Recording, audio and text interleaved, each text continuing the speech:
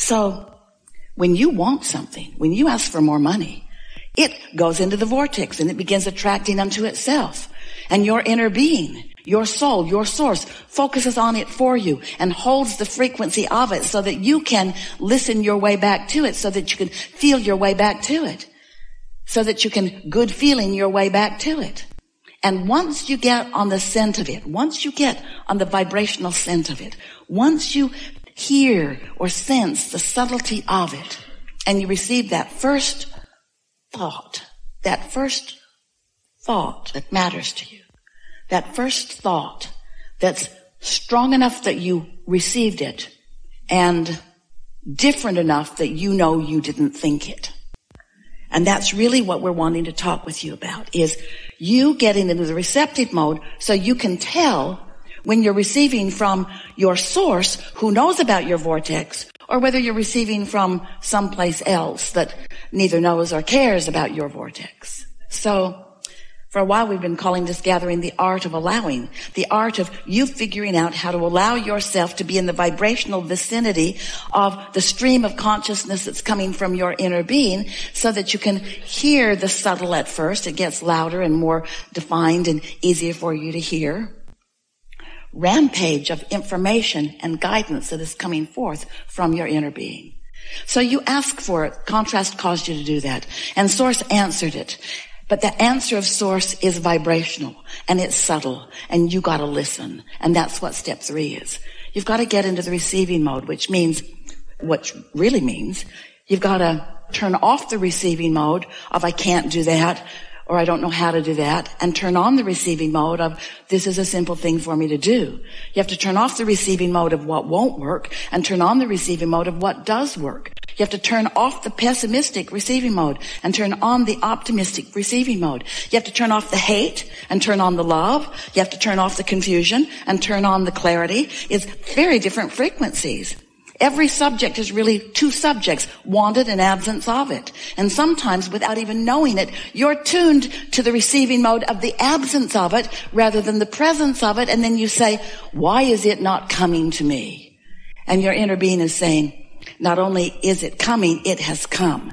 And not only is it real, but it is so real that we are projecting to you clear thought of your path of least resistance to follow your way right to it.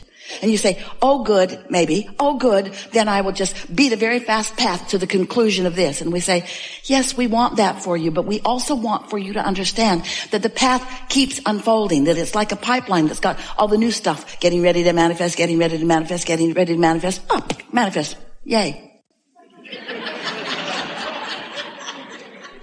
But new stuff. Yay. New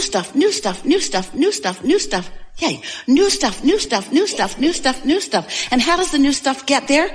By exploring, by having some contrast, by asking for more. It all fits together so perfectly for you. But you gotta stop caring so much about yay.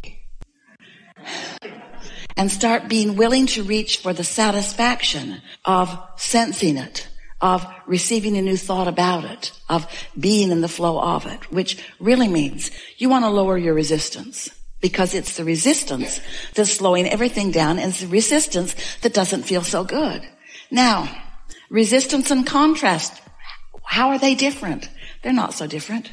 Contrast is important for you to know what you do want. You have to know some of what you don't want. Well then, Abraham, weren't we born into an environment of resistance?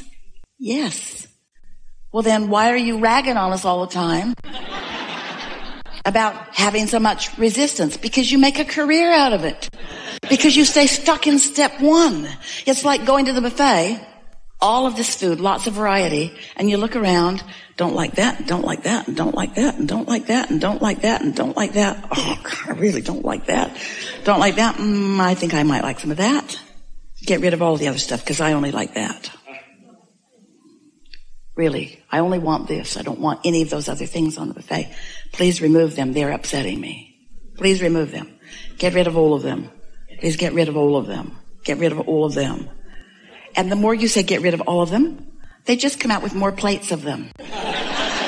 No. I said, take them away. Why are you bringing more of them? Take them away.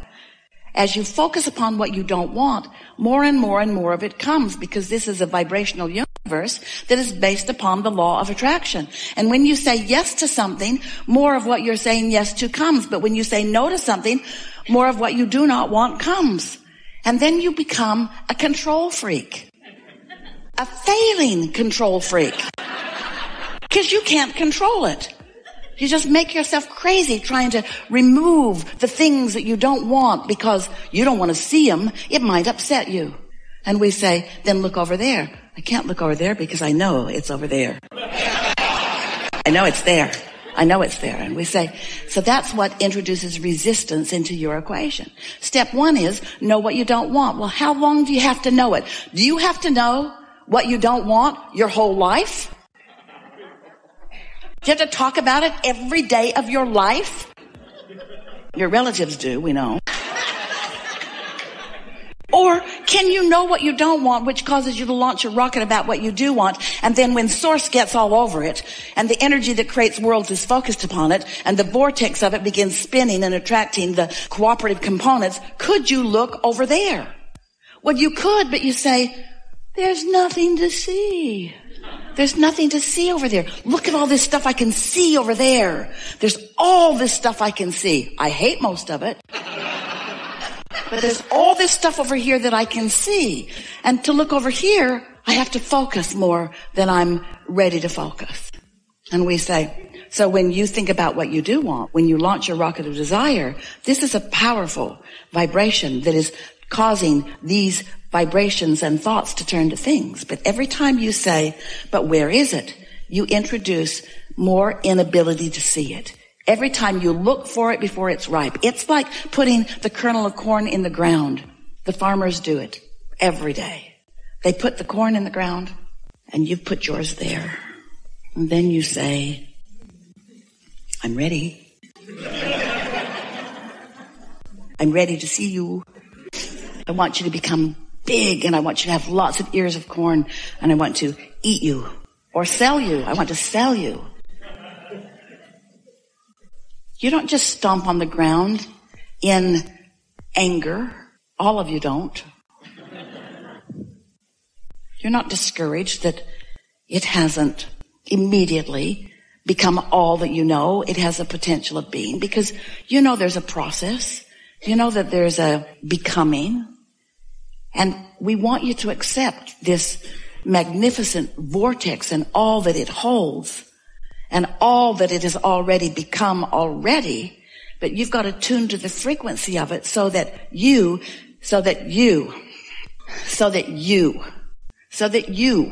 not somebody else, so that you, this matters so much, so that you can translate it into something satisfying and something else satisfying and something else satisfying and something else satisfying and something else satisfying. It's like this fetus in the womb.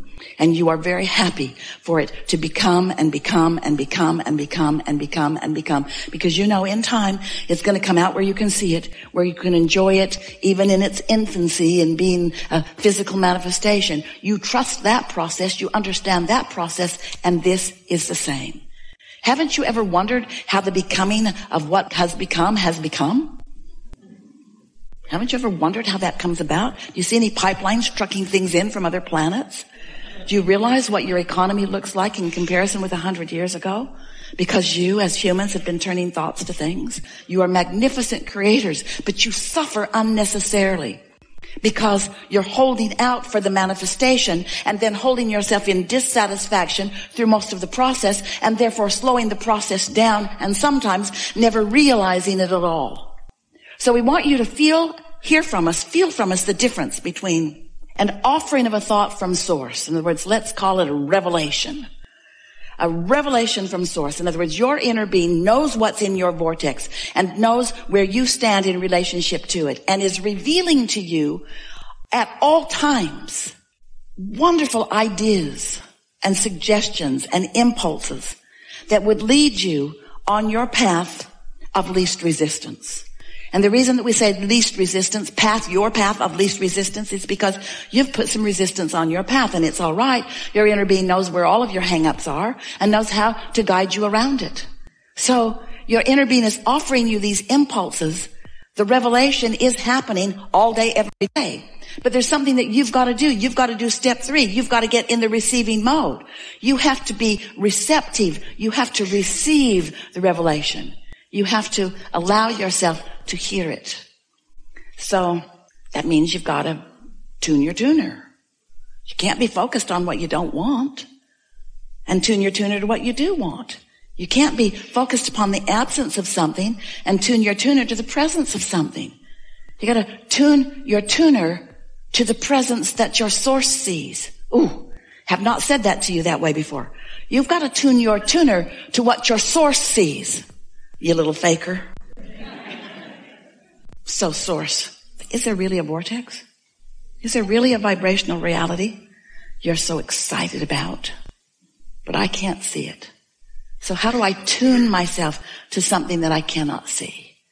So you got to feel your way there, but you got to understand how it works.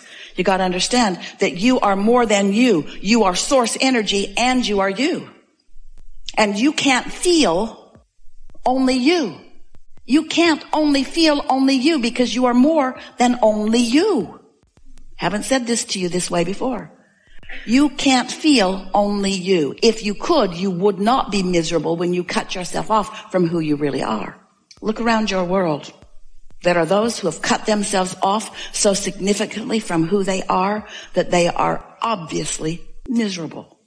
Are you one of those? Because your inner being is aware of you and what you want at all times. It's like having a cheerleader cheering you on even when you're depressed and you say, get away from me. Get away from me. And if your inner being would get away from you, then you wouldn't feel so miserable because your misery is about the vibrational relationship between what your inner being knows about what you want and what you are actively offering vibrationally about what you want. That's your guidance system. So how do you tune your tuner? By caring about how you feel.